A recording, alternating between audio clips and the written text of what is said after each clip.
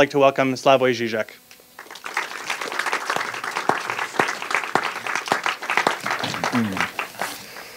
Hope this will work. Thanks very much. I'm honored to be here, and I also prefer the situation today where there is at least a hope that we will do, a chance that we will do more theory and so on. But I don't want to disappoint you too much, because I was nonetheless told that, like, the public is not only philosophers. So what I will try to do is simply prolong the reflections of the last days on the end of the world and so on, which means our ideological constellation today. Where are we moving? What does this mean? Well, my first association when you say the end of the world, it is culturally for me, is, does any of you know this quite terrifying song? But I think it's, if there ever was a symptom of where we are today, this is it. This mega hit Gangnam Style, which started in South Korea, then all around the world. I was told that already in the United States, it's already on the second place and so on. What interests me here is how it functions. My small son who listened to it, draw my attention to it that, you know, if you play it on YouTube, you have how many hits, and then you have positive, negative opinions. That negative opinions are much larger. It's like, as my son told me, you're a big guy, if you look at Justin Bieber, you find the same, like 5-1. But nonetheless, people remain stuck onto it. They listen to it. And so I even then found a text on this hit, Gangnam Style, where they say, that's how it effectively functions. It's not that you like it, but practically everyone tells me the same. When you first hear it, you find it disgusting. But in a weird way, pleasurably disgusting. You become haunted by it. You know, it's like when something is so disgusting that fascinates you and you say, oh, it's horrible, let's take a look again at it, how horrible it is. And then slowly my son, who is 11 now, ends up listening at least 50 times per day to it. Second thing, although it is a quasi-religious experience, like in Korea, a friend sent me some video clips. This stupid song was performed at a stadium with over 100,000 people, all in a trance and so on. What is so interesting is how critics, false, I claim, fake leftist critics, try to convince us that it's irony, it's satirical, you shouldn't take it seriously. No, it's really making fun of that for young upper-class kids, part of Seoul, Gangnam, and all the irony there and so on. But I claim precisely this is what makes the song an example of ideology. How, as I always repeat, how cynicism functions today. I believe in it. It's all the time fun, making fun of itself, but the magic is that it functions. You see my point. I'm not claiming there is just the stupid song with this rave dance, repetitive, almost military style. The crowd follows this quasi-religious rave experience. It's not just this that makes it ideology. It's precisely this more of making fun of yourself, ironic distance, and so on and so on. It's the same as my old thesis. Did we use it, Matthew, in some of the films? I'm not sure. Or that stupid movie, Kung Fu Panda, where I claim it's exemplary of ideology today. Why? Because I had the misfortune of seeing it 4 or 5 times with the same above-mentioned son, where like on the one hand, the movie mobilizes all this Orientalist mythology, you know, Kung Fu, destiny, warrior, chosen, whatever, the one. And at the same time, it makes fun of its own ideology all the time. In kind of a commonsensical mocking of all the Buddhist or whatever Orientalist spiritual wisdoms. But again, you shouldn't miss the point, which is that in spite of, or I would rather have said precisely because of all this self-mocking, it works in the sense that far from undermining all this Orientalist mythology, in a strange way, making fun of it makes this ideology viable.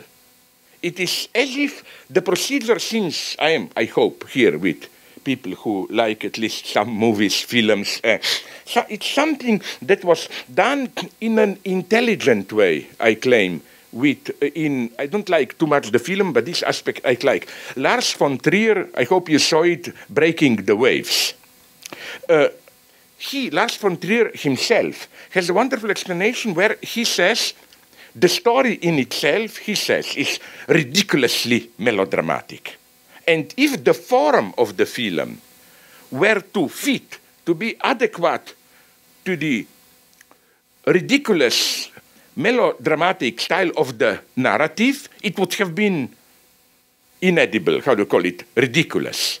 So he says that's why he opted, you may remember it if you saw the film, for this quasi-documentary handheld camera, shortcuts, and so on, a style which is totally out of sync with the mega-romantic narrative. He said very nicely that this quasi-documentary style functions like some kind of a screen which softens and makes palpable so that you can take seriously the story.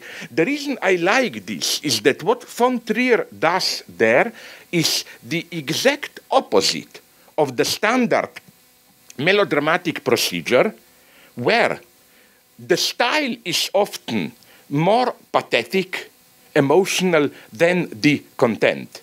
I mean, all good analysts know this, how often even something that, at least in classical melodramas, that you cannot directly depict at a narrative level, you signal it through the over-pathetic character of the style. Here it's the exact opposite. It's the story which is ridiculously pathetic. You need this filter, as it were, distantiating filter to make the story palpable. And I claim, again, the same goes for this Gangnam Style. First, and I think I'm not, I mean it quite seriously.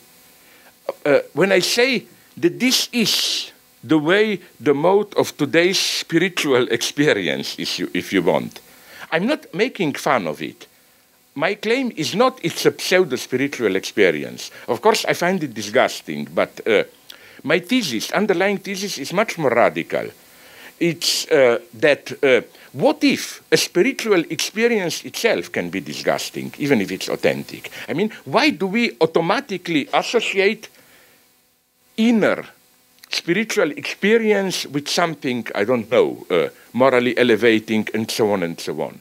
My idea was always, for example, when I read, they're horrible reading, of course, Nazi or other memoirs.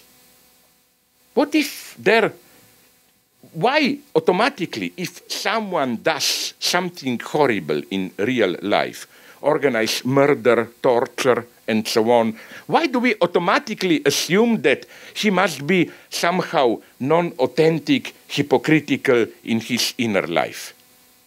This is, I know, very sad news, pessimist news, but I'm more and more convinced of it. Now, let me present you, as part of this line of thought, another experience which brought me a lot of hatred in my own country. Already, I developed this in some of my books, where I proposed the line of, like, no ethnic cleansing without poetry. Literally.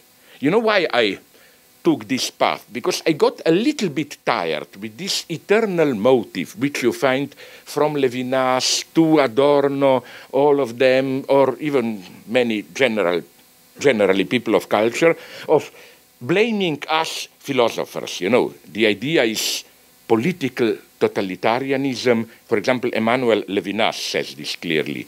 Political totalitarianism is grounded in philosophical notion of totality. You think you have access to total, absolute knowledge, you know totality, and this justifies you then to brutally impose your vision on reality.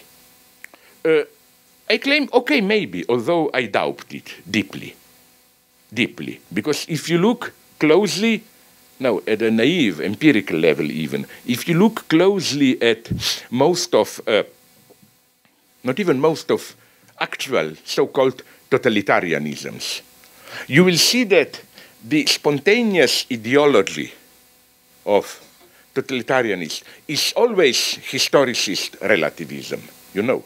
For example, if there was someone who was not philosophically totalitarian, it's Adolf Hitler. Read Mein Kampf. It's a horrible book, pretty boring, but it's worth reading. Because you see that his attitude was not man master of universe. His attitude was man is just a tiny dust of nature. We are totally exposed to nature. We will perish, disappear, and so on. It's total historicist relativism, and so on and so on. So what I'm saying is then, why, even I had some problems with, even with theorists of deconstruction who also claim that kind of a metaphysics of identity sticking to absolute values, again, in some way grounds totalitarianism and so on. No, look, for example, at the time of the French Revolution. And you will see that the defenders of ancien regime were historicists. They claim we have, you know, their line was the one of, how is he called, the great critic of French Revolution, Edmund Burke or who? Burke, yeah. You know, the idea is we all live within a certain particular tradition which is ultimately contingent, but the worst thing we can do is to just relativize this tradition which is contingent and impose some eternal values and so on. It was the revolutionaries who were much more metaphysical in the sense that no, there are natural rights of man. If anything, the conflict between Burke and partisans of French Revolution was a conflict between a historicist and kind of a absolutist, no eternal values, natural rights, and so on. Here, I think, it's a nice example of how precisely the reference to an absolute can open up the space of freedom. But let me go on with this idea, ethnic cleansing and so on. Let me be serious now. I'm not crazy. Don't be afraid. I mean, there are poets who really are poets. They are absolute. I mean, but not so many as people think. Like, I don't know, in the 20th century, if you mention, I don't know, Paul Celan or whatever. But did you notice, nonetheless, how many of undoubtedly great modernist poets were pretty close to fascism or whatever? Eliot, what is my trauma here? This one. It's very simple line of thought. We are basically half decent people, as I already developed it, I think, the first evening there. And it's difficult for us to kill someone and so on. So you need some kind of absolute mythic, poetic, religious vision, again, to function as a screen, to make it possible. Here I agree, partially, not totally. I'm not part of that today's materialism of Harris and Hitchens and so on. But I basically agree with what Steven Weinberg, I think, said somewhere, that without religion, bad people would be doing bad things and good people good things. You need something like religion to make good people do bad things. I can tell you that this is what happened in my own country, for example. You know the story, ex-Yugoslavia, ethnic cleansing, and so on. I think it's not an accident, a chance that the leader of Bosnian Serbs is Radovan Karadzic, a poet. And I'm not blaming just the Serbs. If you look at other ex-Yugoslav republics, every nation had its own Karadzic. You need this type of a vision to enable you to do the horrors. What do I mean by this? It's interesting to read, I always quote it, what Heinrich Himmler, you know, the SS boss, he confronted this problem. Like, he knew very well, it's interesting to read him, he knew very well that SS officers and soldiers were obliged to do horrible things while doing, while organizing Holocaust, bringing together all the Jews. You had to beat children, women, and so on and so on. And his problem was how to enable German soldiers or SS, the elite soldiers, to do this without, as he himself put it, Himmler, without becoming beasts in the sense of simply enjoying, getting involved in what they are doing. You maybe know what his solution was, Bhagavad Gita, Oriental wisdom. Himmler always had in his pocket a special leather-bound version of Bhagavad Gita. Of course, his focus was, you must know, Bhagavad Gita, that famous encounter between Arjuna, the warrior, and God Krishna, no? Just before the big battle, Arjuna is on the battlefield with tens of thousands of soldiers, opposing army, and has doubts. My God, do I have the right to order the attack? Thousands will die, and so on, all the suffering. And then God basically gives him a nice lesson of this famous act without being fully involved, no? And of this, what we in the West identify, that's another point. Does it really hold or not as Oriental ontology? He says, but material reality are just appearances. Things grow, disintegrate, disappear. The true reality is the reality of your eternal self, Atman, which is eternal. So the logical conclusion, don't worry, do all the killing and so on. What you can destroy, it's already in itself negligible, deserves to perish, and so on and so on. And precisely, again, don't get involved. And it's really shocking how, if you look, for example, I made the test and looked also at Rwanda. Of course, there is a poet there who for 10 years was laying the ground, the foundation for Tutsis killing the Hutus and so on and so on. I'm not far from condemning poetry. I think that precisely authentic poetry is the best medicine against this, for undermining national myths and so on and so on. But again, I think that precisely, how should I put it? I don't believe in cynicism in the sense of that people can be totally cynical. I claim that nobody can be totally cynical. Each of us has his or her or their own small island of authenticity, as it were, you know. And here, again, poetry is needed. You know where poetry enters? Ideological poetry, of course. The most terrifying trick of this poetic justification of violence is a very specific one. Himmler also knew it. They admit, for example, let's go back to that situation that I evoked the first evening here, using you, Matthew, I think, as the example. Let's say I am ordered to kill you. Okay, unfortunately, I'm not perfect. I will have some problems, no? But then the trick is a good totalitarian propaganda, not propaganda, mythology, admits this trouble of mine. Of course, we have, most of us at least, some basic decency. It's disgusting, difficult for us simply to approach another guy, pick out his eyes, cut off his testicles, whatever. But then, you know what does it do, authentic totalitarian poetry? It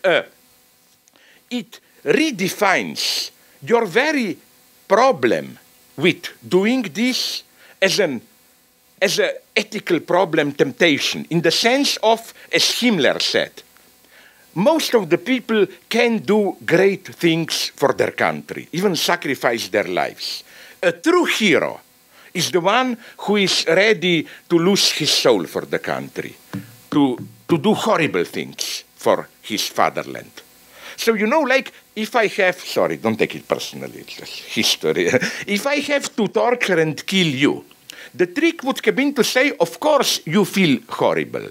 But the true greatness is to elevate yourself above this temptation of ordinary humanity. Precisely what you, in your everyday awareness, experience as ethically problematic is the weakness.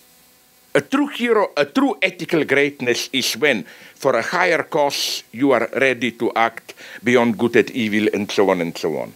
And here, you need some poetic vision. I cannot call it otherwise. Vision of, I don't know, national destiny, religion, call it whatever you want, to make them do that. Okay, so again, this would be my first pessimist lesson of how, and at the end I will come to Buddhism again, which I already mentioned the first thing, precisely because I think that here, and I spoke with many Buddhists, and even mostly they agreed that here there is a problem in Buddhism, namely that the really difficult thing for us to admit is that there is no necessary inner link between ordinary goodness towards others, doing kind things, and so on, and let's call it naively authentic spiritual experience. Maybe you know the story, which I like to repeat. I'm sorry if you know it. I wrote about it long ago, 20 years ago, in a book. I wrote about a book which I like very much by Aldous Huxley. Maybe you know it, The Grey Eminence, L'Eminence Grise. It's a biography of Father Joseph, Père Joseph, who was a priest and the right hand of Cardinal Richelieu, the de facto ruler of France during the 30 Years' War in the early 17th century. You know what is so crazy about this guy? If there ever was an evil politician, it's Father Joseph. To cut a long story short, if we engage in some mythical genealogy and try to guess what's the origin of Hitler, of World War II, it's Father Joseph. You know why? This was the battle between Catholics and Protestants for Europe. But Cardinal Richelieu had no illusions. He knew it's not really about that. It is about guaranteeing about establishing central role of France in European politics, and the way to do it is to prevent German unification. And so, Father Joseph, who executed this plan, did something totally unprincipled. He, although this was officially a war of Catholics against Protestants, he made a pact with Swedish Protestants against Austrian Catholics, just to keep Germany divided. And this is the logic I was referring to. Because Germany was divided, because Germany constituted itself as a nation state too late, everybody knows that this delay caused First World War, and then it's the ultimate cause, and then of Second World War. But what I'm going to say is that, okay, here we have a guy who was at this level really, really evil, organizing murders, extortions, torture, name it. Now comes the horrible thing. At the same time, this guy was in a permanent communication, exchanging letters with some nunnery, women's convent, how do you call it, and he wrote them the most authentic, beautiful, mystical reflections. At the top level, name it, like who are the big hits, Saint Teresa or John of the Cross, it's at that level. It's absolutely authentic spirituality. And that's what, it's not a really great book, but this is the nice point. This is what bothers so much Aldous Huxley. How can a guy who is doing all this, at the same time, how can he write something that you cannot but say, if you're honest, my God, this is the pearl, the thing itself. This is it. And we can go on here, like Heinrich Heydrich. You know, we are back to Himmler. His second man who organized the Wannsee Conference Holocaust. I was quite traumatized. I read in a history of SS that Heydrich was, of course, German elite, relatively educated. Privately, he played very well violin, and in the evenings, he used to gather with his SS friends, and they have some kind of amateur constituted string quartet, and they like to play what is, my God, unfortunately I must tell you, is generally admitted one of the top achievements of Western music, late Beethoven's string quartets. Now, I found this to be some kind of, let me call it, ontological scandal, you know. Like, how is this possible? This is not just that not even scum, a totally evil man like Heydrich, you know. Again, the one who organized planned Holocaust can maybe authentically enjoy, appreciate such beautiful music. Because here I want to resist the temptation which Huxley was not able to resist. His solution is this only can mean that Christian or Catholic spirituality is not authentic. He didn't want to admit that you can have it both together. So this is why, as you maybe know, he moved towards the Far East, no? Meditation, Buddhism, and so on, thinking that his idea was this one, that Christianity is too much focused on suffering, of following the path of Christ, identifying with suffering, that this makes it potentially pathological, while this more peaceful, withdrawn, Oriental spiritual attitude can do the job better. Here I have another bad news for you. I always like to mention this book. I hope some of you know it. Brian Victoria, who is himself a Zen Buddhist monk. You really should read this book. It's called Zen at War. It's a you can find it. I think it's reprinted all the time. It's widely debated in Zen and generally Buddhist circles. It's not a big theoretical book. It does something very modest. It looks in detail on how the Japanese Zen community, they were relatively strong, I think around 10 million more, related to Japanese imperial war conquest, first war with China, then World War II in the 1930s and 40s. And the result is pretty depressive.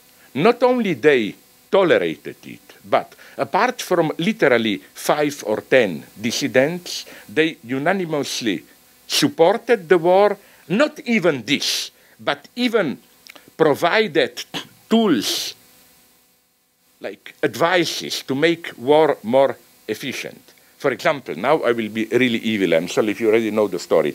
Do you remember, if you are old enough, some of you are, most happy for you not, in the old hippie times, he was very popular. Who is he? Daisetsu Teitaro Suzuki, D.T. Suzuki, you know, the great Zen popularizer.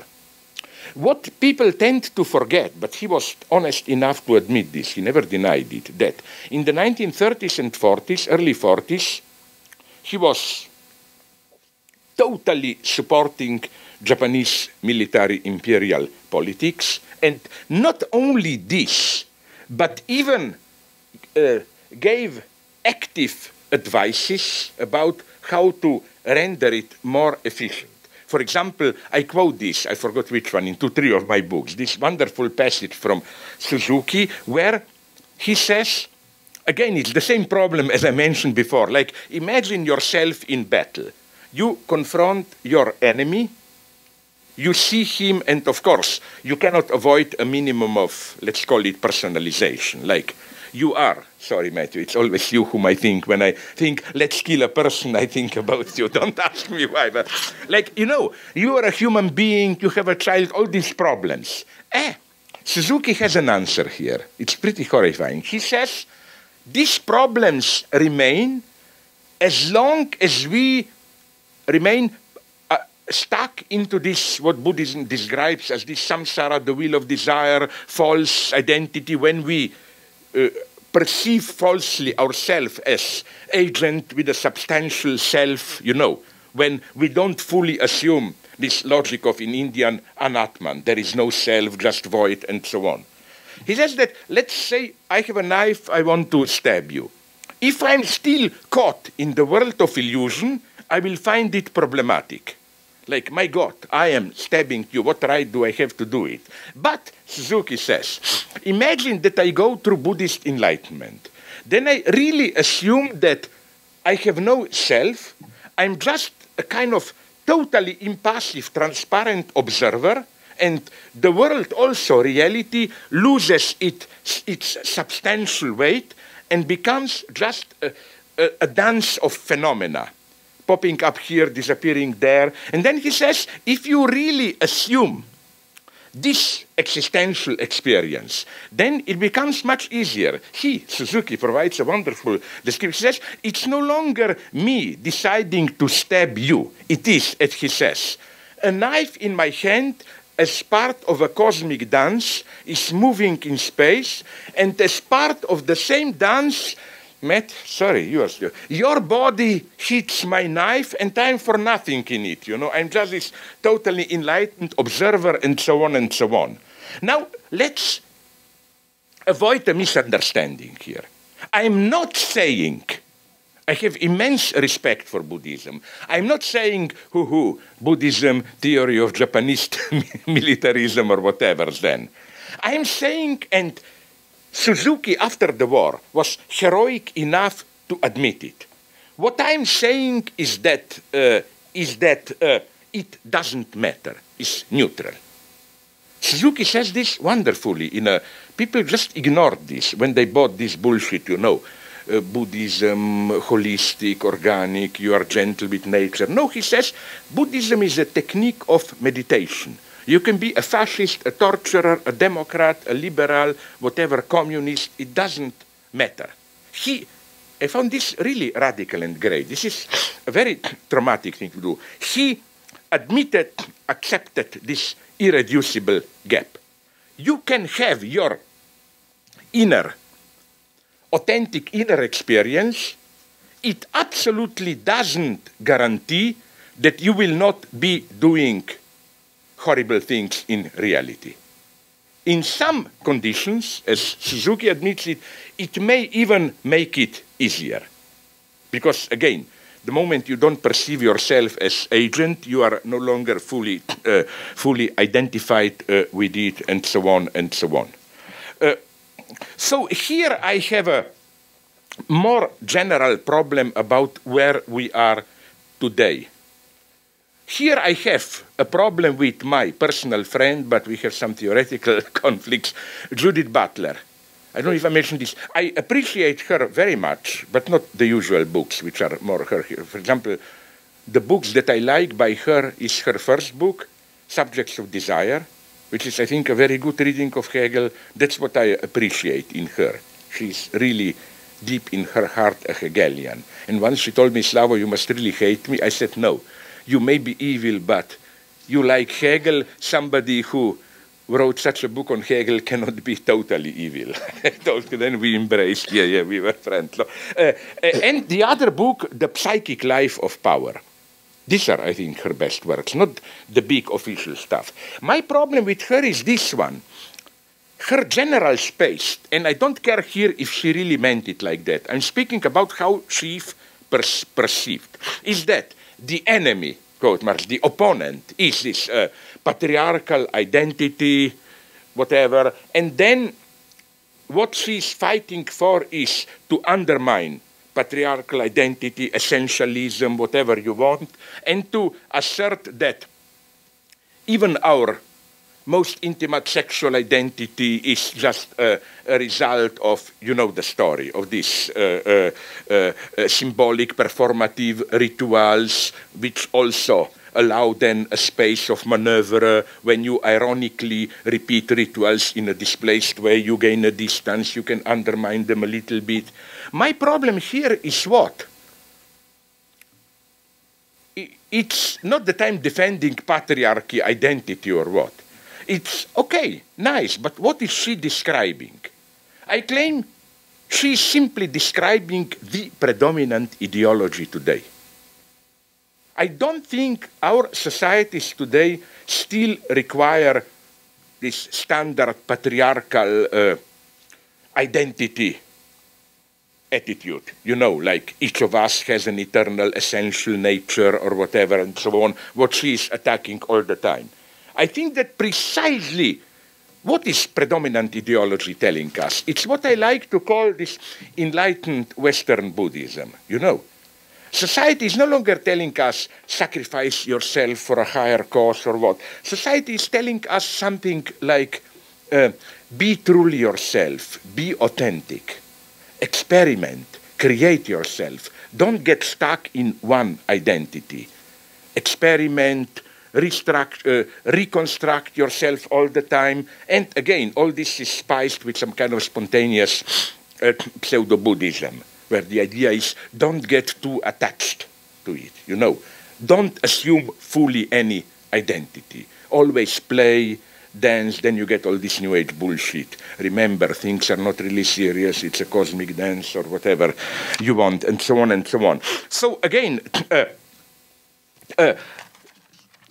let me go now back. This is the reason I began with Gangnam Style. Because I think that this type of cynical working, where you do something, but you think it redeems you if you do it with irony, with distance. I don't accept this. I claim that, again, as I already said, that precisely ironic distance helps you to swallow it.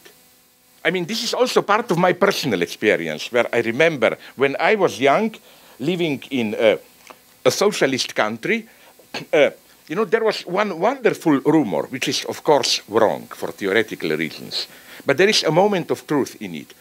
All the time there was a rumor, and then I heard from friends that there was the same rumor in Soviet Union and so on, that, you know, we lived for political jokes. This was the big thing there. And I think if you ask me seriously, I mean it, that the greatest spiritual loss of the fall of communism was the loss of good political jokes. They simply disappeared. They were absolutely sublime, intelligent, wonderful. Even this, I will not bore them with those jokes, but even this, what Freud claims that it's a specificity of Central Europe, this wonderful two-level jokes, you know. A joke is told, you think that's it, but then there is another twist. So the rumor was that there is somewhere in the secret police or central committee of the party a special secret department where they produce jokes against themselves to keep people satisfied. The idea was, if you provide these, you know, jokes making people this, you know, it doesn't cost anything. You give people this false relaxation, freedom, and so on and so on. I don't think this works for a very simple theoretical reason, because you know how jokes function. Jokes are, by definition, they're a very mysterious thing. They never have an author. Like, you know, how do you tell a joke? You tell it always by, oh, do you know the joke? I heard that joke. Something in the functioning of a joke prevents you to say, now an idea came me, I just invented a joke. It should be some anonymous other, anonymous. You're always just telling jokes. So again, I think this is wrong, but again, even if it's spontaneous, I think jokes definitely played this role. This role of making it viable, tolerable for you to live in such a society. I'm so attached to this because, you know, in the last years under communism, when communists were able to read the writing on the wall that their time is over, to enhance their popularity, some communist politicians, it was madness, wonderful, started themselves to tell jokes about themselves. I mean, even Ronald Reagan came close to it, but didn't go to the end in this, I think. I remember a Croat politician visited, it was late 70s, visited Rome, and then come back, and when people expected this kind of official report on friendship between Yugoslav and Italian people, whatever, he started to tell jokes against himself, you know, which were not very funny, but pretty nice. Like, he made fun of himself as stupid and non-educated, you know. The idea was, for example, it plays on, you know, this, in Europe at least, ambiguity of the word chapel. Chapel can mean the church, chapel, and also we call it in Italian cappella, you know, the small band which plays in cafeterias, in restaurants, no? And the guy said, you know, I got lost in Rome. I was told that I should go and see, you know, Michelangelo, Vatican, Sistine Chapel, and I look in all cafeterias and nowhere was Sistine Chapel playing. And then it goes on like, I was then told to go to see Marriage of Figaro. I checked all the churches, nowhere was the Marriage of Figaro announced. And then it goes on, you know, the German city, Baden-Baden, no? This is a standard communist joke, that our politician travels on a train through Germany and says, oh, what city is this? And the guy tells him, Baden-Baden. And he says, I'm not an idiot, you don't have to tell me 2 times or whatever. And so, but again, this is my link with Kung Fu Panda. How you shouldn't be deluded here. This very distance makes it viable. So, okay, back to Gangnam Style, this stupid rhythm, and at the same time, with this stupid rhythm, nonetheless, something like, let's call it, religious experience. Religious experience kept at a distance, but precisely sustained through this distance. If we pursue this line of thought, I would like to propose, when people ask me, can you think about an authentic religious film of Hollywood? I have an answer. It's not Mel Gibson Passion, which is, I think, as everyone knows, the greatest triumph of sadomaso gay orientation in Hollywood. You know, you have male naked body tortured for 2 hours. What more do you want? Did you see it? I really think it's, again, I mean it seriously, but precisely critically towards spiritual experience. Did you see Project X?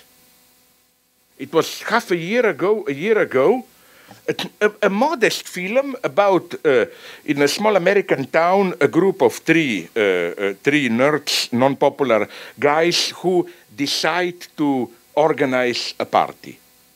Because father and mother are going somewhere for the weekend. And father gives to the son specific instructions. Don't touch the car, don't enter that room, only 5 friends, and so on. What happened is that rumor starts to circulate, and at the end, a couple of thousands of people gather, the house is burned down, the car is ruined, everything, and so on and so on. And it obviously, at a certain point, I didn't want to bore you today, but I think you can even exactly locate it where you enter the sacred dimension. It becomes a sacred event. So what I'm simply claiming is that with all Hollywood commercialism and so on, there is more of an authentic sacred dimension in this film than in most of the official religion. That's what I'm claiming. We absolutely have no right to dismiss it as just manipulation or whatever you want, consumerist manipulation and so on and so on. There is another wonderful detail about this film, if you saw it. At the very end, father returns home, is of course shocked, and says to his son, okay, you will have to work for it, to pay for it, but I must admit something, I didn't expect you are strong enough to do something like this, and so on and so on. And this is crucial. This is how Lacan explains the role of the father, precisely of the traditional patriarchal father. He says, I quote, I think it's from somewhere in Seminar 11, beyond the mother stands out the image of a father who would turn a blind eye to desires. This marks the true function of the father, which is fundamentally to unite and not to oppose a desire to the law. You know where I got the same idea, although it's a feminine figure? I read in a book on Catherine the Great that one of her elder, the Russian empress, one of her elder servants told her, do you know that your other servants are behind your back stealing expensive wines and expensive food from your reserves? And he said, I know this, but this is how I keep them satisfied. But, you know, this is Lacan's idea that the funk, you know how you relate to a traditional paternal authority.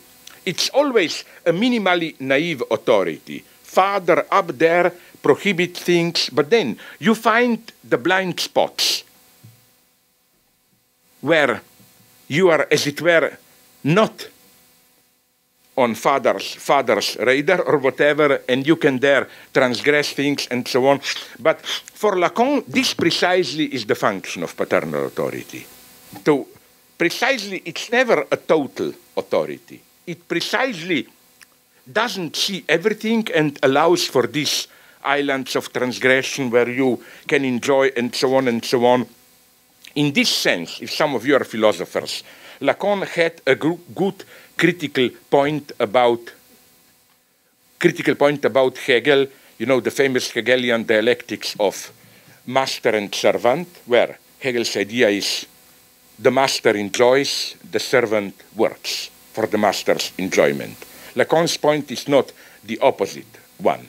The only one who can enjoy a little bit is the servant, with these small islands where he is out of the father's view. And of course, okay, we can go on here, because Lacan's point is precisely that when father no longer plays this role of an authority which prohibits, but nonetheless, you know, leaves you open space for small transgressions and so on, then you get something much more horrible. You get the postmodern permissive father who no longer prohibits enjoyment, but it's actually imposing it on you. You know, the style of sex is healthy, did you do it, blah, blah, blah, which is, I think, something much more terrifying. It's the way to render you impotent. Literally, this is clinically true. Psychoanalytic friends are telling me. The problem is not the father who is moderately oppressive. That's wonderful. A moderately oppressive father gives you the space to resist. It is. The problem is, and my God, I will now do something obscene. I will admit that I had this experience with my father. The problem, when I returned from high school, my father told me, where are the girls? Are you a man? Did you do it? And then he said, my father, the most horrible thing, is it that you cannot do it? Do you need my advice or what? Absolute nightmare or whatever. Okay, this incidentally is also why I'm horrified by today's attitude towards sex and other pleasures, which is more and more not what I'm tempted to call an authentic consumerism, which would be smoke, take drugs, orgies to the end, but this kind of a reasonable hedonism, you know, do it, but in a proper way, in a healthy way, don't go too far, and so on and so on. Like, when I flew 2 months ago across the Atlantic, I found in Hemispheres, the Journal of United Airlines, one of the most depressing texts that I can imagine. It was celebrating sex, but you know in what way? Like, sex is healthy. They claimed if you make love often, love, it's good for your heart, for blood circulation, it's good for your muscles. Then even it becomes so obscene at the end where the text says even kissing, deep French kissing, it's very good. It keeps the muscles strong, so when you will be old, the saliva will not be dropping for it. It's nightmare. It's nightmare, this type of stuff. So, okay, let me go on here. What I'm saying here, and here I locate myself into the Judeo-Christian tradition now, no? What I'm saying is that this is now referring to these sacred experiences of like Project X, of this collective, transgressive, orgiastic violence, whatever. The deepest insight already in Jewish tradition is that this is what Lacan would have put it, the living God, the God of the real, which is extremely, this experience of sacred as this kind of a pagan, total violence, sacred orgy. This is what the Jewish tradition tries to keep at a certain distance, no? Which is why Jewish God, in a way, is a dead God. Here I agree, although otherwise I'm very opposed to him, with Emmanuel Levinas, who says somewhere something pretty surprising and shocking. He says that the ultimate addressee of the biblical commandment, don't kill, is God himself. You know, in other words, the whole of Judaism should be read as a temptation to not to come too close to God, or not to allow God to come too close for us. And Levinas provides, because then it's murderous violence. For example, you know, it's from Exodus 4, 24 to 26, the scene which grounds circumcision. You remember how brutally Moses is in a tent with his wife, and simply God, as an anonymous dark stranger, enters and wants to kill Moses. And then the wife of Moses quickly cuts the skin of the son to protect her. But this idea that when God comes too close, it's brutality. Which is why I think, in what sense do I mean this? One of the common places with which I totally disagree is that Auschwitz means the death of God. Like, you know, the usual logic. How could God have allowed something like this to happen? But I claim, here I agree with Habermas, who says somewhere that it's much more ambiguous when you have a truly terrifying event like Auschwitz, and we can give other examples, of course, from Congo to Gulag or whatever. There is something obscene in claiming, oh, this is just human evil, human causality. The evil is so terrifying that we cannot but call it divine, and divine here means simply the excessive, sublime strength of it. So, in other words, I don't agree with a famous book, I forgot the author, on Holocaust, where the title of the book is God Died in Auschwitz. No, I claim, God, but God of the real, this murderous, absolutely destroying God, he came alive in Auschwitz. And the problem is how to keep this God at a distance. Here, Judaism has a wonderful solution. I quoted it a couple of times. I hope you know it. There are, in Babylonian Talmud and in some other parts, there is a story which is repeated a couple of times, which is, I think, an absolutely wonderful theological story. It will sound as a joke, but I checked with my Jewish friends. This is Talmud, sacred text. It's basically referring to one of your compatriots, Marshall McLuhan. It's the Marshall McLuhan moment in Annie Hall. You remember? Two guys, Woody Allen and another, fighting about McLuhan's theory, and then what all of us dream happens. McLuhan comes and says to Woody Allen, "You are right, that guy is total idiot." It's literally the same scene. To distinguish, this is the story from Talmud, two distinguished rabbis debate a theological point. And the one who is losing the debate says, "Wait a minute, let's call Jehovah, God, to come and decide." And Jehovah comes. Old man comes there, and then the other, the winning in the debate, rabbi, starts to shout, and God, basically, he tells God, "You did your job. You didn't do a very good job. The universe is not perfect, but you did your job. Now your time is out. Leave us intelligent people to debate what you did. You don't have anything to say here." And that's the beauty, that God's reaction is, "Oh my God, you are right," and God runs away. I mean, I know this story is often used in a not proper way, signaling that Jews are by natural nature democratic, that this is the origin of democracy or whatever, no? But it's nonetheless a wonderful story where, again, the point is how to keep God at a distance. Let me now, so this would be one dimension which I claim will be and is returning more and more violently in our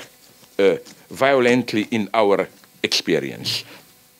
This obscene domain of the sacred, which we don't want to acknowledge it, but I think it's crucial to acknowledge it.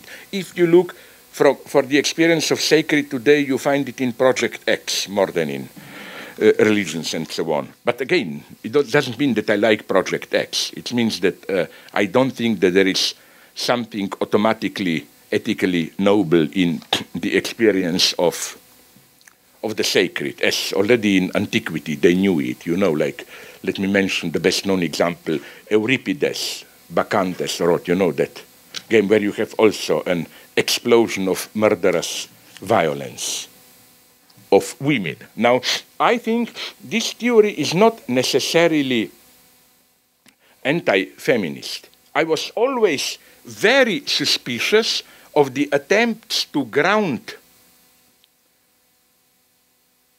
feminism in any kind of feminine divinity, great mother, or whatever.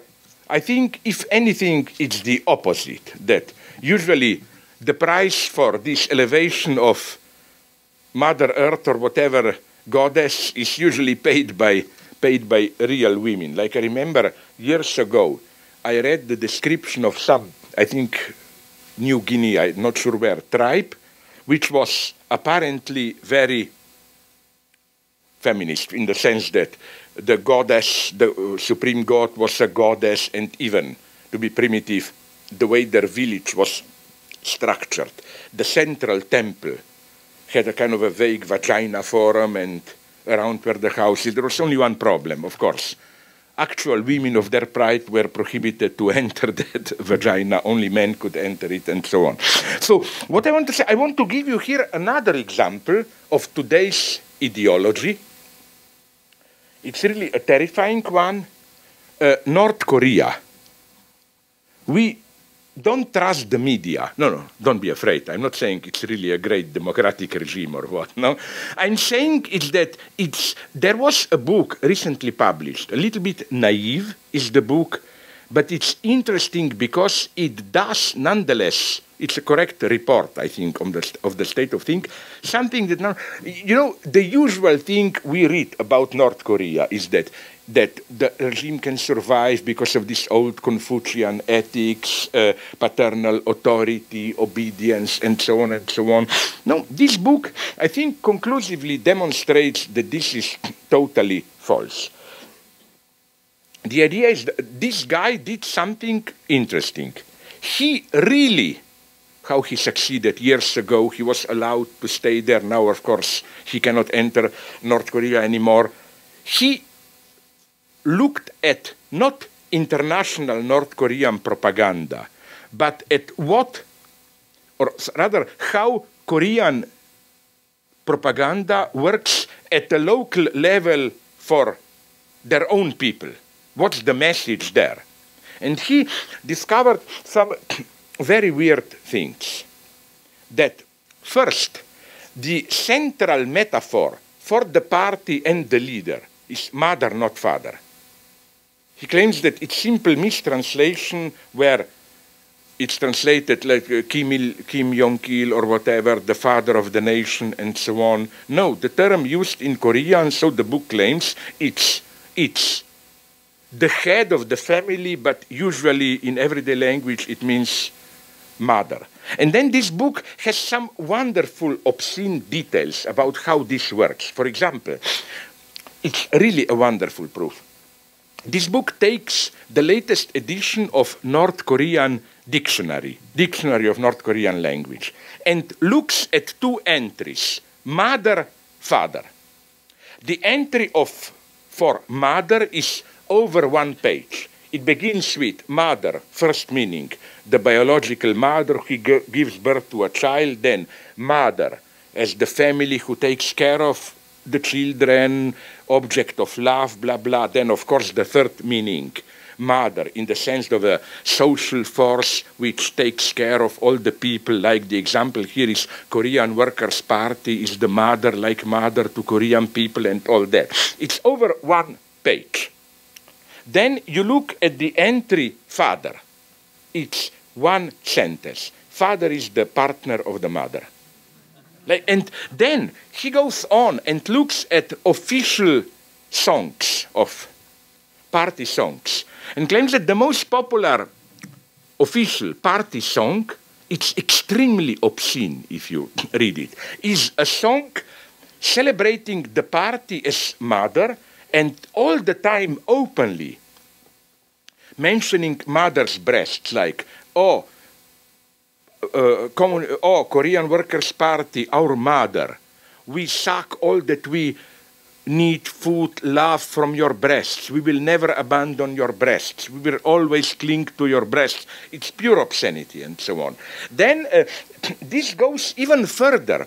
Did you notice, if you saw some of these official photos of Kim Il-sung, Kim Jong-il, how the official photos don't try to, you know, that Stalinists were specialists in, how to call it, retouche, changing the photo to make leader look younger. That first, they all have a stomach and clear feminine features.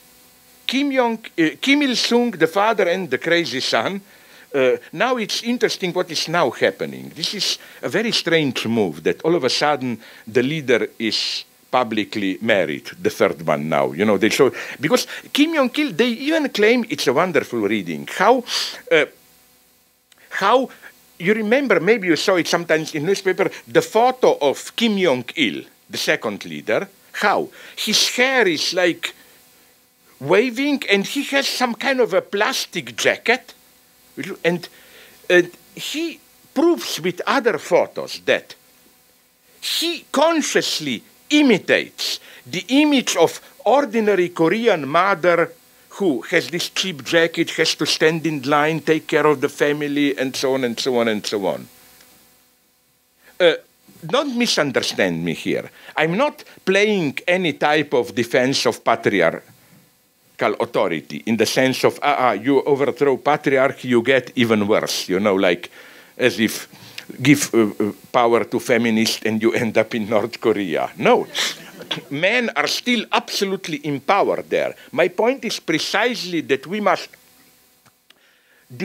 radically separate feminist issues, feminine emancipation from all this bullshit of society as a mother and so on and so on.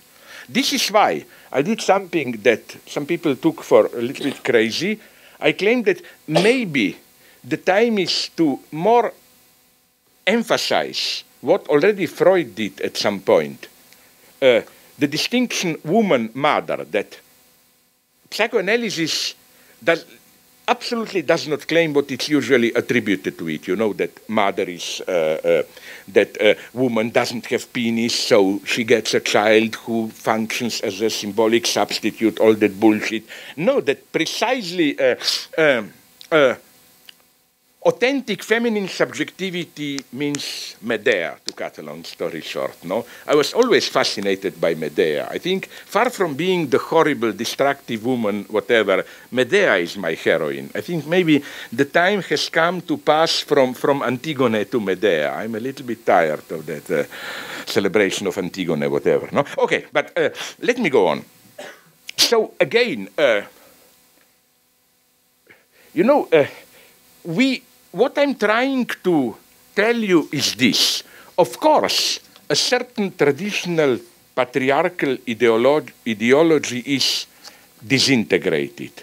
But what we are getting is not authentic emancipation, but we are getting one totalitarian version would have been North Korea, society as mother embodied. The other version would have been this new sense of sacredness and so on and so on. And I claim that here, the predominant version today, this is my prediction, that the future lies with Buddhism, but I'm critical about it. It's not so much authentic Buddhism as a kind of a popular Western Buddhism. Now, I will just slowly recapitulate what I already said 2 days ago, but I will move further. Namely, I think that there are two reasons, at least, why Buddhism fits by Buddhism. I will not go into this, is it authentic or not? Of course, authentic Buddhism is something great, incredibly radical, and so on. What I mean, so yeah, okay, time. What I mean is something else. What I mean is that we should ask this simple question. We are entering a new era, global capitalism and so on, and it's a very traditional Marxist question. What type of spirituality, self-experience, ideological self-understanding fits perfectly today's capitalism? I think that Buddhism can do the job much better than Christianity. First, because let's put it very simply. On the one hand, what defines today's universe is the crazy global capitalist dynamics. And as many people pointed out,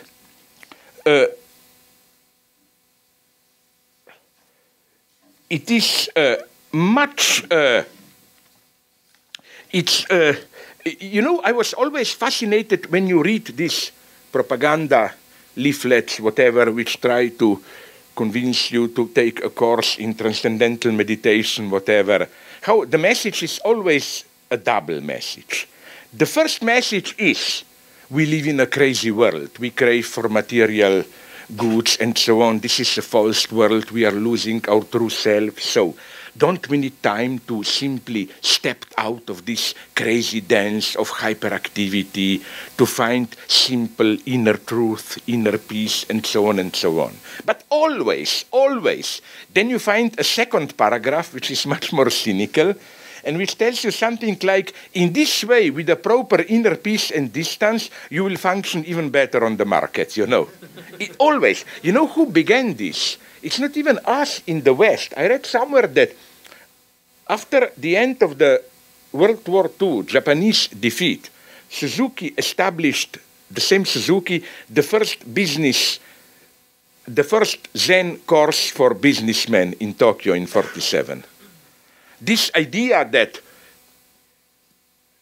if you are minimally enlightened, like, to be vulgar, aware that the reality we confront is not the substantial real reality, that the ultimate truth is the void, you arrive at this through this meditative distance and so on, that precisely by not, the idea is the following one. If you take crazy this game of imagine being a stockbroker or whatever, speculating with futures and hedge funds, whatever. I mean, if you take this game seriously, you get crazy. It's so dynamic, you know, like a rumor starts, can ruin the whole industry, whatever. And the idea is that the only way to survive it if you learn some kind of inner distance, inner peace, and so on, telling yourself, but I'm not really there. As I put it in one of my books, I think that we all know Max Weber's classical book, the Protestant Ethics and the Spirit of Capitalism. I think that if Weber were to be alive today, he would have written a book, something like Taoist Ethics and the Spirit of Global Capitalism. It fits much better.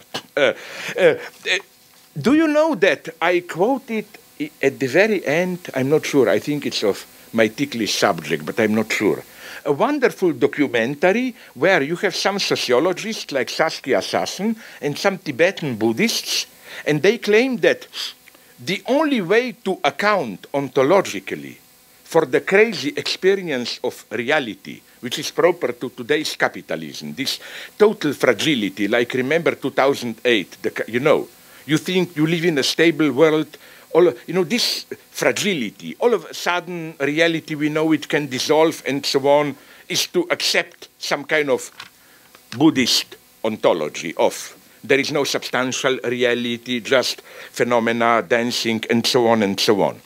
So this is, I think, the first reason why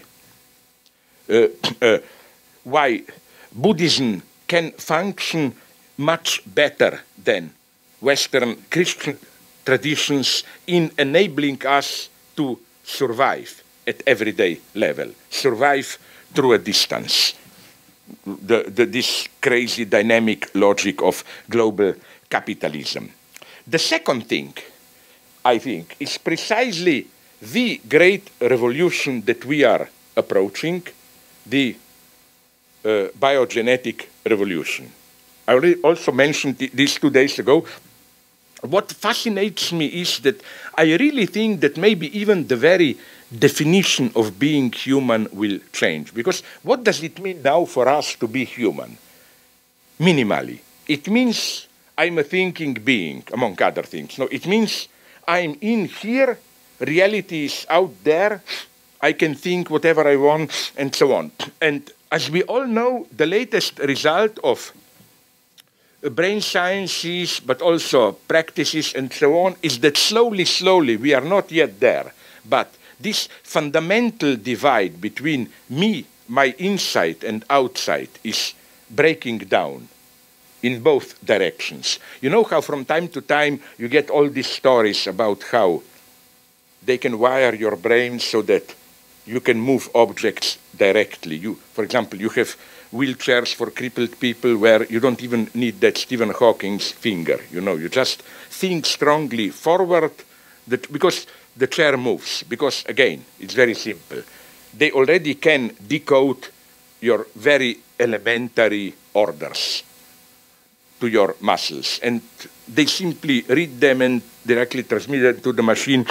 The problem is rather, for me, that it goes also the other way around, from inside outside. That is to say, I was quite shocked, and I spoke with some people connected with it, and they told me it's not a joke, namely that it's quite serious. You can check it on. You can check it on. You can check it on. On the net, namely what? Did you hear about DARPA project? DARPA means Defense Advanced Research Projects Agency. It's in United States big, huge military agency supporting neuroscientific research, and among other things, it's not a joke. They are now doing something they call narrative analysis. And I read their program. It's pretty terrifying. They are not yet there. But the very project is strange. The idea is this one. First, it reads like some kind of structural analysis. They claim how to prevent terrorist attacks. We have to see how the mind of terrorist works. So at the first level is simply, let's analyze all the discursive rhetorical strategies. How does ideology create a terrorist? What shortcuts, short circuits rather in their reasoning does it, and so on. Then comes the real thing. They try to identify parts of the brain which are active in these processes when you assume a fanatical belief and so on. And the idea, they say it openly, is that we will be able to influence someone to change his or her beliefs, not by arguing with him, even brainwashing him, but through direct biogenetic intervention. And I think this is quite a new perspective, admitted that it's no longer even ideological struggle, like you are a terrorist. I will not try to reason with you. You are wrong. I will not try even to brainwash you, torture you. I will simply ask myself at the biological level, what goes on in your mind, and intervene there. I mean, okay, again, it's still not yet developed, but things are developing here fast. So what I'm saying is that how to accept this, namely that this fundamental divide between subject-object, my inner life, outer life. You know that even all cognitivists admit that, at least from our experience, there is a gap here. On the one hand, you look at the brain, stupid piece of meat, and so on. How you make a jump from there to your inner experience. They're trying to do it. At some elementary level, they already can do it. So, again, the problem is, how do we react to this?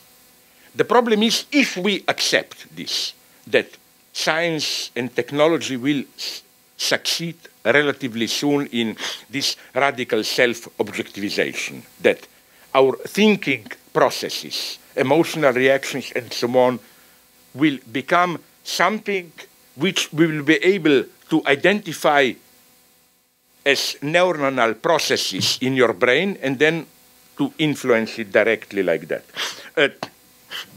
There are, as I already said 2 days ago, there are, the way I see, 3-4 main reactions to this.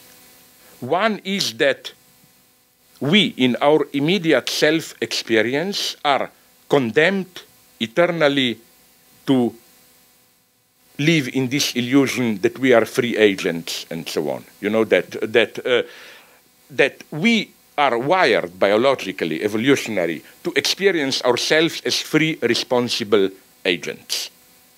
So, in other words, there is an irreducible cognitive gap between scientific truth, which tells us that there is no free will and so on. By the way, I'm not saying this is true. I don't agree with this. And it's very interesting. Do you know the guy? You should read him, interesting, called Benjamin Libet. It's a neuroscientist from Berkeley, I think, who he already some 10 years or 20 years ago proposed and did the experiment which is usually referred to as the ultimate experiment demonstrating that there is not free will. But interestingly enough, he himself disagrees with this reading. He claims, no, the experiment is the famous one, you know, to simplify to the utmost. You are asked to do some elementary gesture, like pick up this pen and move it here or there, whatever. Just to do it immediately. You decide, you do it. He then, of course, wires, put sensors on you, blah, blah. And what he did prove is that a split of a second before you decide, your neurons already know it. In other words, this allegedly proves that when you do something freely, in the sense of you just on the spot decide it. You don't really decide. You just become aware of a process which objectively is already going on before. And they are even further developing this today. For example, they have proven absolutely conclusively, I like this, that when you go to a store to buy a car and are nervous, sweating, what to buy and so on, they can tell you 10 minutes before even that you've already decided. 7 to 10 minutes before, and so on. So, okay, what's so interesting is that Benjamin Libet rejects this reading. She claims that, yes, it's a very Hegelian argument, I like it. His answer is that, yes, this happens with our positive decisions, but that in that split of a second, when my neurons decide, and I don't yet know it, I can block it. That our freedom is originally a freedom to say no. That our freedom is not to freely decide for something, but just for no reason at all to sabotage. Okay, this is a complicated debate. What I wanted to say is that if we accept it, which I don't, this idea that we are just wired mechanisms, our free will is an illusion, the first attitude, this is the majority standard opinion, is to accept the gap. To say, okay, we are forever condemned to live in illusion because we are wired to it. We experience ourselves as free. Okay, then we can give a more philosophical twist to this. I will not go into it, the Habermasian answer. They have great debates in Germany. Habermas tries to play more of a, let's call it, a transcendental game here. He claims that even if the result of our scientific research is we are not free, we are neural mechanisms. How did we reach this result? Through scientific analysis, scientific reasoning, arguing, which precisely presupposes that we are free-thinking beings. So the idea is that even when you prove that you are not free, the space for this very proof is sustained by the space of reasoning. And that you cannot close the circle here, that's another point. Okay, then we have another tendency, for example, Patricia and Paul Churchland, who claim, but it's utopia, I don't think it works, who claim that, no, there is nothing really eternal biological in our spontaneous self-perception as free agents. They claim, no, it is possible to change our in the same way as, for example, I don't know, when something strikes, today we no longer experience it as divine intervention and so on, that we can imagine a society where people fully integrate, assume scientific results, we are not free beings, and so on and so on, and it will be, they claim, they try to pass, to give it a positive twist, that it will be a much more tolerant society, less moralistic, less severe punishment, and so on, simply to take this into account. But then my hero here, okay, not hero, but the most interesting guy, I claim, is the German guy Thomas Metzinger, in his wonderful big fat book, Being No One, where he tries, first he accepts this gap. He says that if you look at cognitivist theories which totally naturalize our mind, he says that we can know it rationally, but we cannot really believe in it. We cannot really accept it. There is a gap here. But he provides an exception, again, Buddhism. He claims that, you see the parallel, that if you go to the end in Buddhist enlightenment, and if you reach enlightenment, nirvana, where you get the point that you have no free, that you are not a free agent, you are not a substantial self, and so on, all that, there is the only point where you do reach a subjective position which is compatible with the latest scientific results. It's a very beautiful reading. But as always, I like to bring bad news.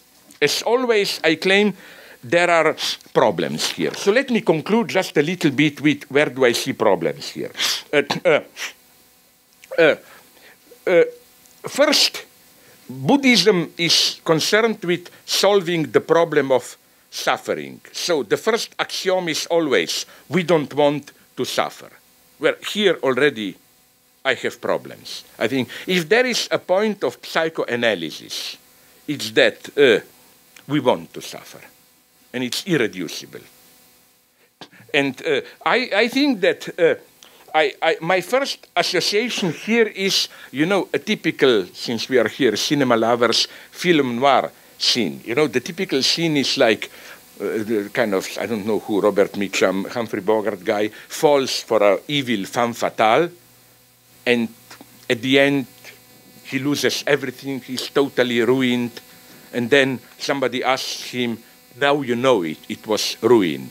So sad that you didn't know this before to avoid it. And his answer, the hero's answer is always,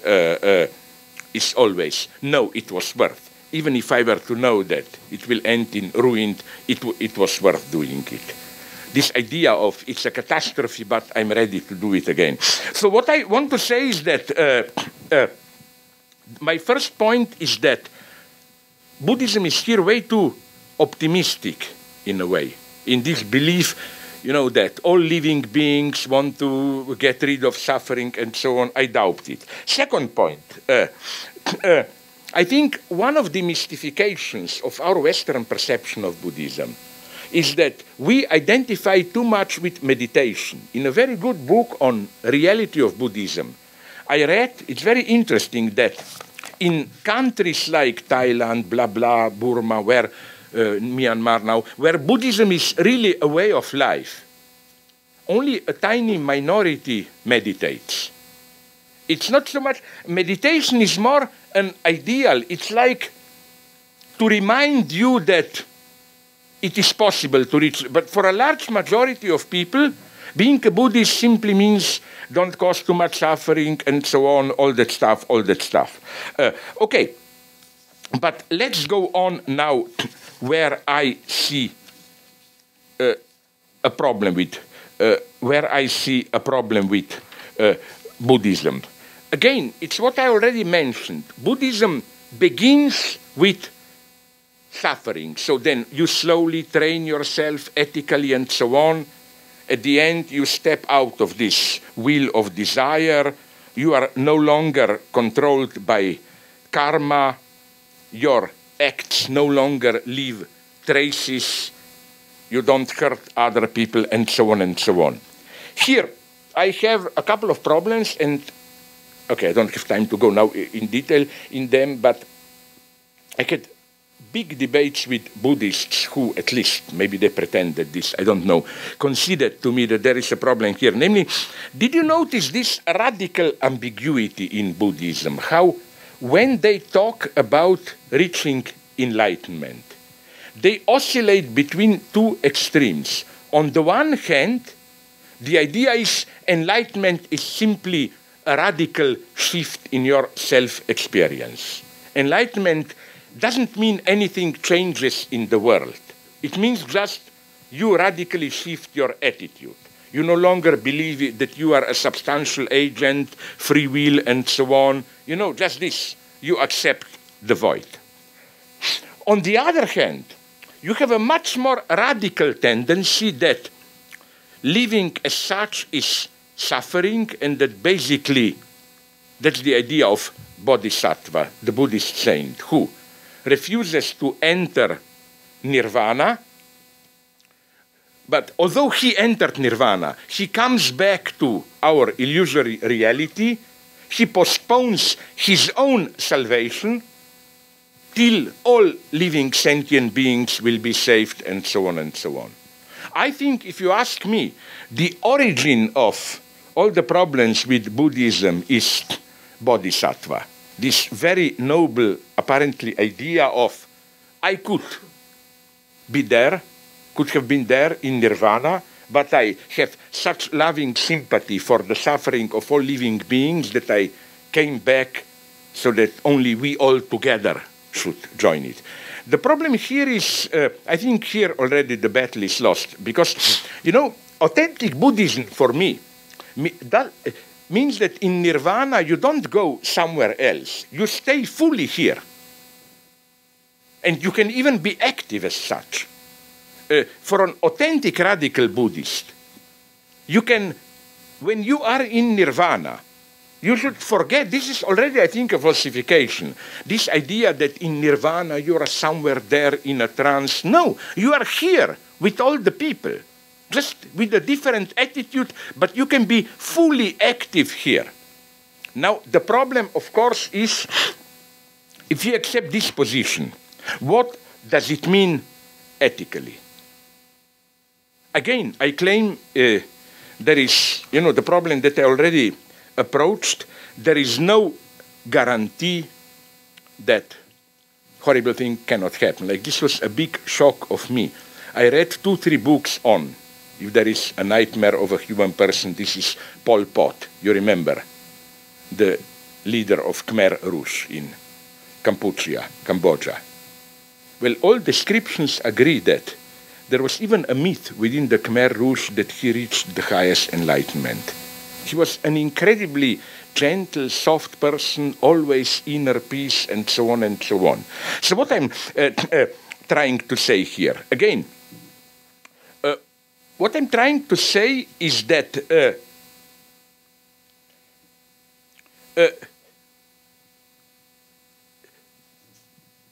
there is nothing which prevents you from reaching inner enlightenment and go on doing horrible things. Now you will say compassion, but is not the basic Buddhist attitude that of compassion with all suffering beings and so on and so on. But let me assure you, this problem was solved long ago with the wonderful notion of compassionate war. You know, like, you can also do, you can do all the killing, but with compassion and so on and so on. Then you have another problem here, which I think makes it even more, Buddhists, many Buddhists admit that you can reach something like nirvana also through biochemical means, with simple chemical intervention. You don't need to go through all the meditation, blah, blah, blah. So the problem is,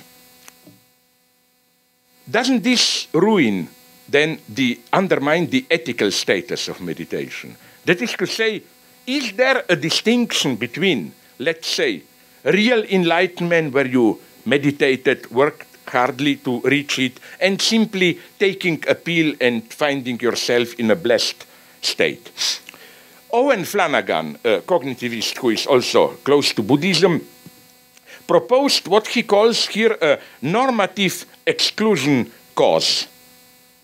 I quote him: cases where happiness in the sense of Buddhist enlightenment, is gained by magic pills or is due to false belief do not count, because the allegedly happy person must be involved in cultivating her own virtue and happiness. Happy states born of delusion are undeserved. My point is, why? Why? If, as he admits it, it's exactly the same inner state. Okay, then the next, so again, because of all this, the only, yes, here is the quote from Suzuki, if you don't believe me. It is really not he, the killer, but the sword itself that does the killing. He, the killer, had no desire to do harm to anybody, but the enemy appears and makes himself a victim. It is as though the sword performs automatically its function of justice, which is the function of mercy. Wonderful description of killing, and so on and so on. So, you know what I'm trying to say here? Now, really, to conclude, I was too long. Two things. First, don't misunderstand me. I am not dismissing Buddhism in any way. It's an absolutely authentic experience. I just claim it doesn't have a necessary immanent, let's call it moral or whatever, content. Let's not cheat here. It's, as Suzuki said, a technique of achieving inner peace. You can do all the torturing you want. I don't believe. And it's quite interesting to read. For example, I have a book on Tibetan ethics, Tibetan legal system, where it describes in what wonderful way, wonderful in a terrifying sense, in what wonderful way, although they did not do the killing, they nonetheless did it. For example, in traditional Tibetan justice, of course, you don't do the killing, life is sacred. But they whipped a criminal and chained him in winter to a tree outside, so he wrote, and so on and so on. You can do it. So what I want to say is that my lesson would be just double. First, let's accept the gap. Inner Buddhist peace meditation is a great thing, but it's not the answer. I think we should, again, maintain a minimal gap between inner authenticity and, let's call it, ethics of acting together with other people, and so on and so on. My second conclusion here would have been that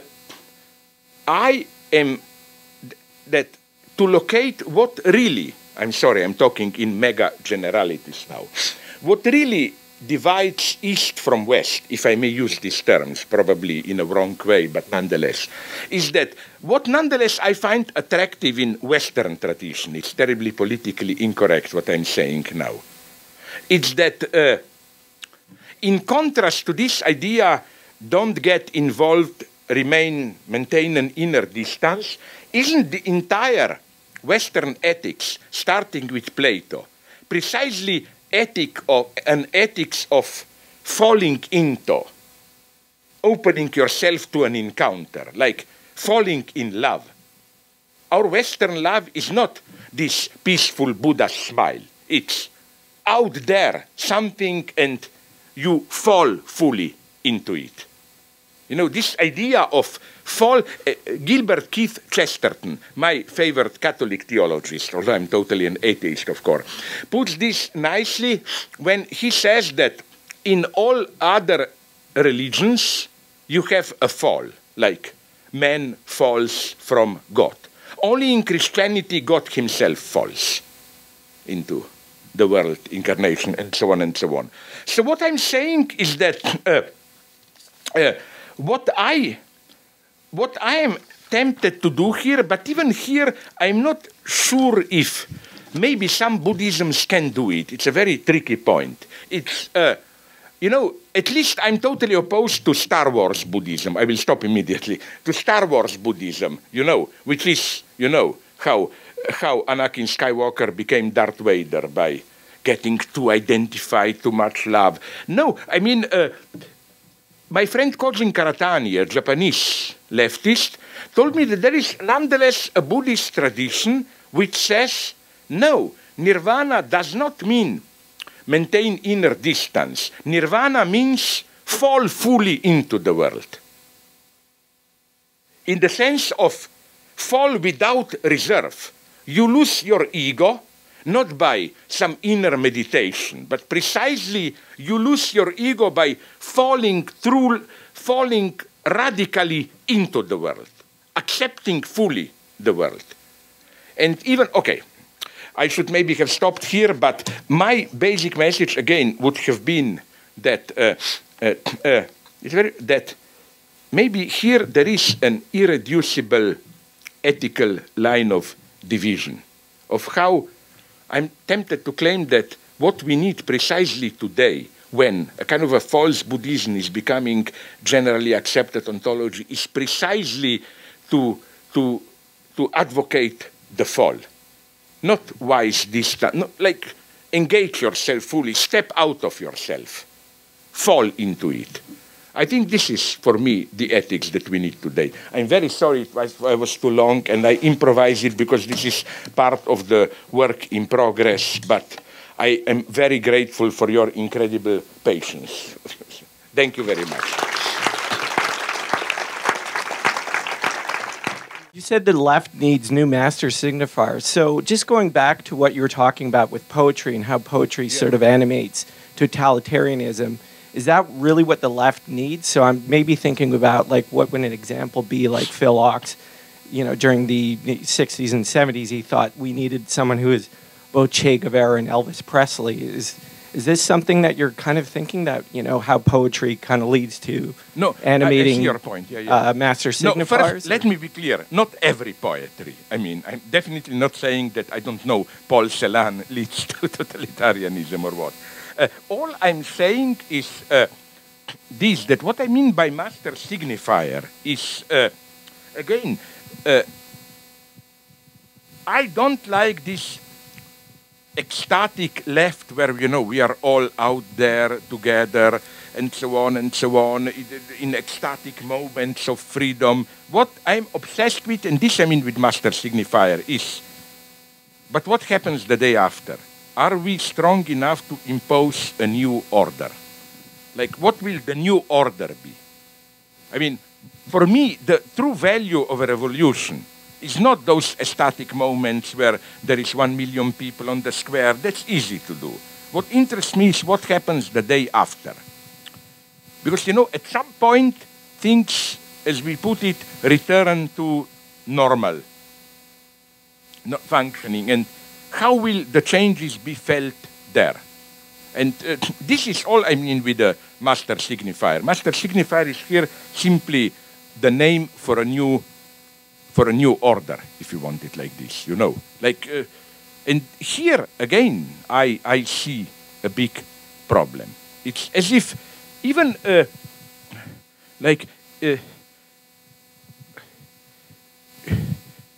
it's, the problem for me, it's, of course, people always tell me, but you ask too much. We cannot now give a detailed blueprint of what new society we want.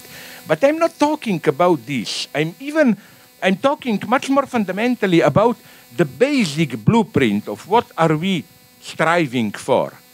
And I find already here a lack of elementary, like, what do we want? Do we still want capitalism, but just, you know, with a more human face, kind of Keynesian welfare state capitalism? Do we want, I don't know, a stronger state? Do we want just local communities to...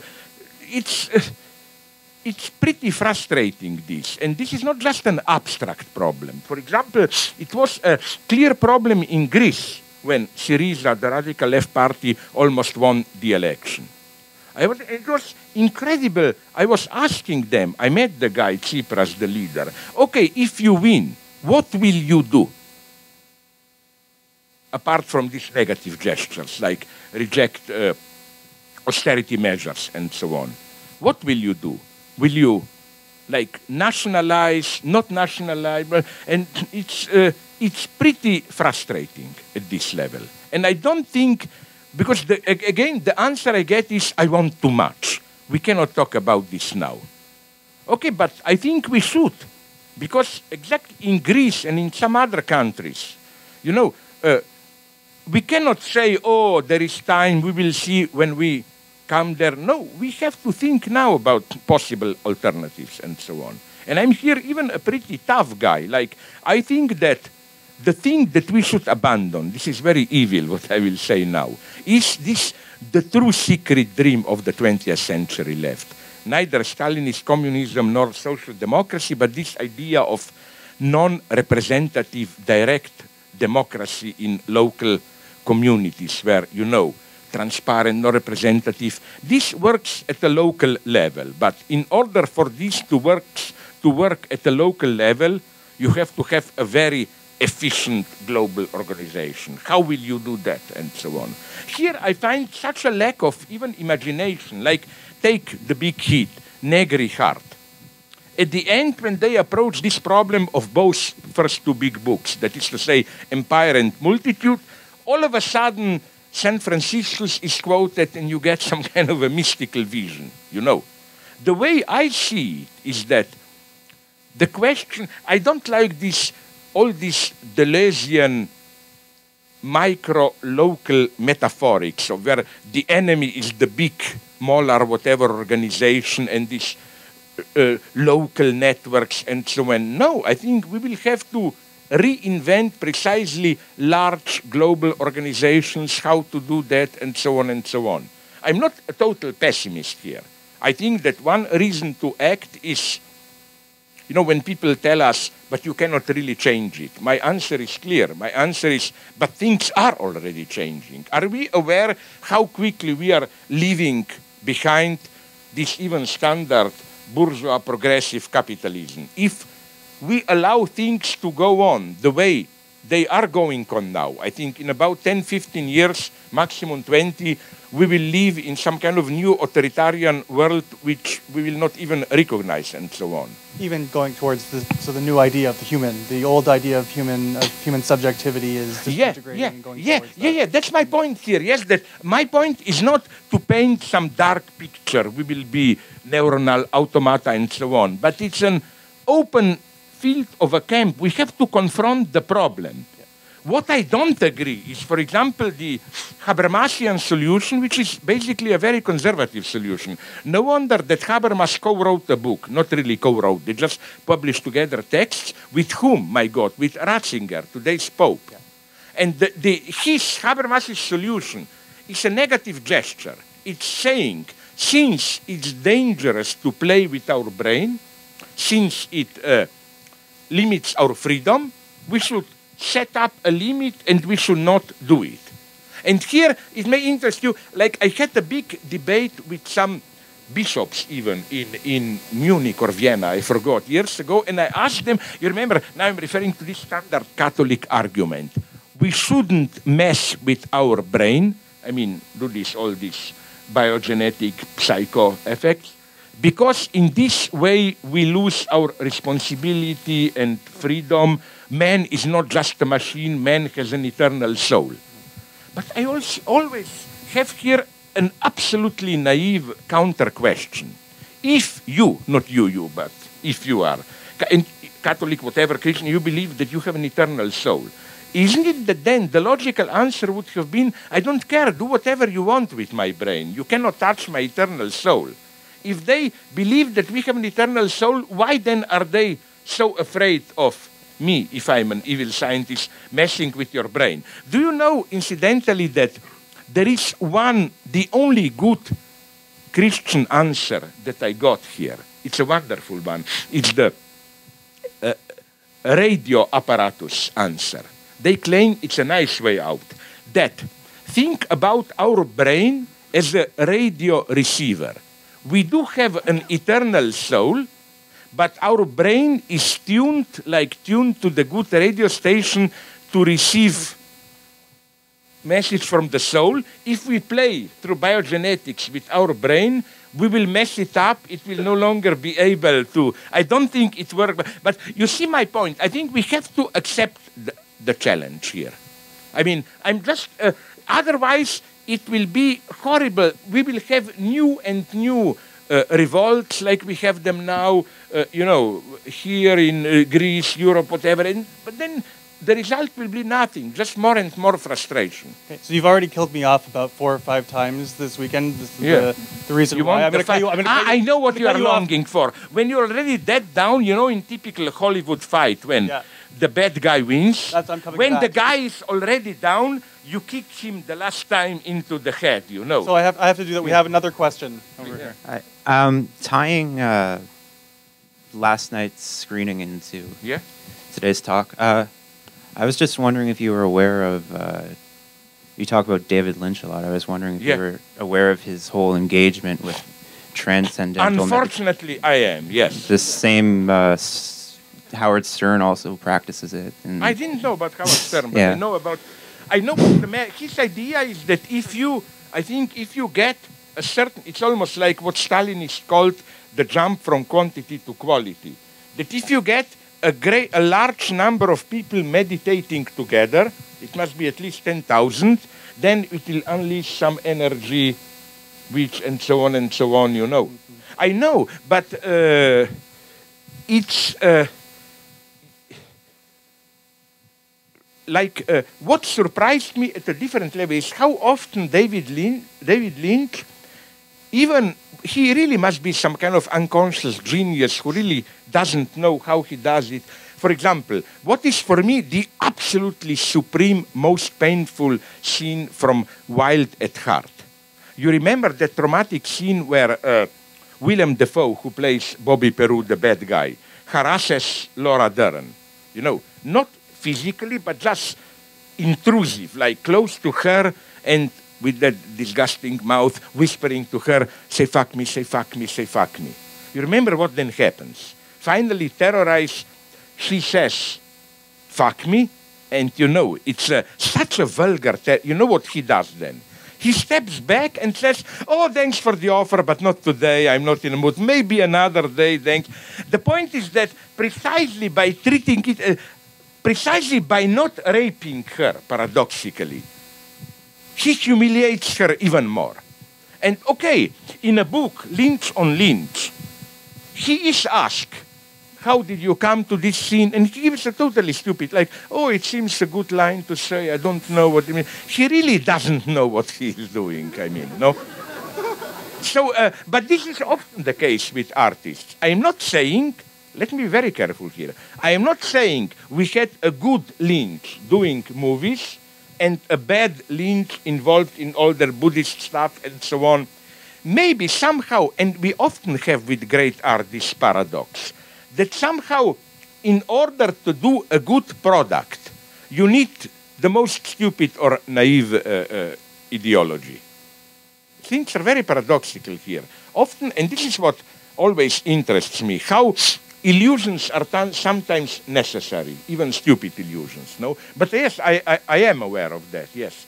But Lynch is here not my greatest desire. Although, you know, I know even much darker things about Lynch. I don't know if it's true, but a friend from California told me that when he was, a couple of years ago, David Lynch asked about unemployed people. No, he said, I would cut off all the unemployed. These are just lazy people who don't know, like it's a... I even prefer not to talk about his direct politics. So there's no democracy here. I have the final say. We have one last question on the side here. Please. I was fascinated about what you were saying when you were connecting subjectivity to void in a certain sense. And but it's the classical Hegel. I'm not original. No, I know. This is Hegelian stuff. Precisely. But what I wanted to ask you was how you engage with the critique that would come out of Wittgenstein about a kind of Cartesian position. And I wanted to ask you that precisely because some of these issues about biogenetics and the seeming disintegration of the category of the human, some people could say that that sort of validates the critique of the Cartesian void, if you like. I just wanted to ask you how you engage with that position. It's a very nice question. I'm so sad we don't have time. You know what? Okay. I am bluffing, but not totally bluffing. I know about Wittgenstein. My answer would have been this one. I'm always looking for potential allies. I don't think it's enough to distinguish two Wittgensteins. The early one, Tractatus, clear correspondence, and this plurality of games, language games, the so-called Wittgenstein, founder of so-called wrong terms. Or I claim that when he approached the topic of certitude and so on, there is another dimension there. He became aware that there he comes close to subjectivity, I claim. He became aware that, as it were, this plurality of language games and so on doesn't cover the entire field. What he evokes with the topic of certainty is something much more radical, and there is a philosopher who came close to this. You know, I know he is personally half crazy, blah, blah, blah, but he was hailed when I was young as a genius, Sol Kripke. You know his book, his claim to fame is Naming and Necessity. It's an extraordinary book. But then he did Wittgenstein on Rules, where he goes precisely into this problem, which is no longer just late Wittgenstein, what I claim, saw that, again, the philosophical that standard Wittgenstein of family of different language games is not enough. I claim a void appears there. As to Cartesian, problem. I'm always a faithful Cartesian because I claim that we should distinguish. First, every feminist should like Descartes. You know that Descartes is the father of feminism, literally. The first modern philosopher who fully developed feminism was a pupil of, I forgot his name, of Descartes, who claimed precisely cogito means cogito doesn't have sex, and so on and so on. But you know what my answer would have been here? Even a Buddhist answer, if you want, pro-Buddhist answer, that the mistake is at the very beginning of Descartes, when he makes this fateful step from cogito ergo sum, which is a purely performative evental entity. Cogito is just a process of cogito, totally non-substantial. The step from here to res cogitans, to a thing which thinks, is illegitimate. So that Descartes I'm ready to criticize. But I think Descartes, I'll put it in this way. I claim that anti-humanism begins with Descartes. In the theoretical, Renaissance is humanism. It's this celebrating the fullness of personality and so on.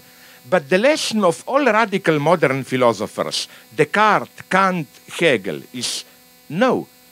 The wealth of our personality is just a mask. There is a void there. And this void, okay, it's a big problem, how to combine this void with the Buddhist void. But at least here they are on the same side.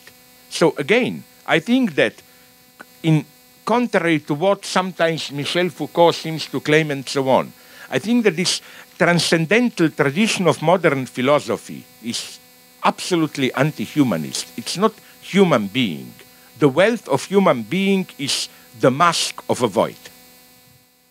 And here again, even cognitivists, I think, would have accepted this, in the sense that I, as a Cartesian, I'm ready to sacrifice all content, my authentic emotions, whatever, all this can be. What I don't give away is the void itself.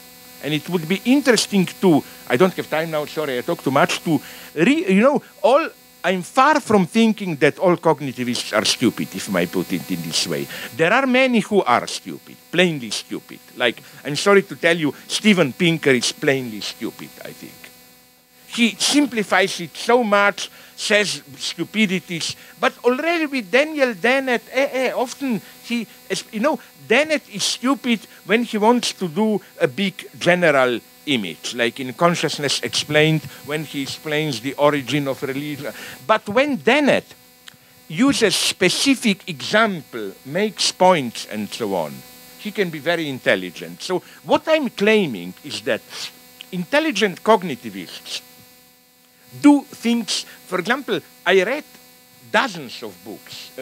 First report on that is in my parallax view of how all intelligent cognitivists try to locate the moment of self-consciousness as a moment of some kind of a circular short circuit, claiming that you have consciousness where you no longer have a simple line of causes and effects, but when a cause is, as it were, retroactively posited by its own effect, there must be a kind of a causal circularity. And they describe it with very nice metaphorics and so on. So again, my answer to you would have been that neither Wittgenstein nor cognitivists, especially cognitivists, are not Wittgenstein also, but I say especially cognitivists because often the critics of cognitivism treat them as some idiots who thought, we have a clear neuronal mechanism, we can explain everything. No, you can find true pearls there on theory. I'm far from playing this typically continental European game of dismissing cognitivism as naive and unable to confront the true transcendental subjectivity and so on and so on. I take brain sciences and cognitivism very seriously. So I'm afraid we're out of time at this point. I'm sorry. I talk too much. I'm sorry. But I want to thank Slavoj for coming the entire weekend. It's been very wonderful having you here. I'm very honored to have you here, and I thank everybody also for... No, I'm grateful to you to be, because you saw what I was doing today. I wasn't totally selling the old bullshit. I'm sorry if you were disappointed, because I really tried to give you the first glimpse of work in progress, what I'm struggling with now. I'm tired of just repeating the old Lacanian points and so on. You know, I want really, in very naive way, to engage with all these, and, well, the work goes on. Thank you very much. I mean it sincerely. I'm not bluffing now. Thank you very much for your great patience here with me. Thank you very much.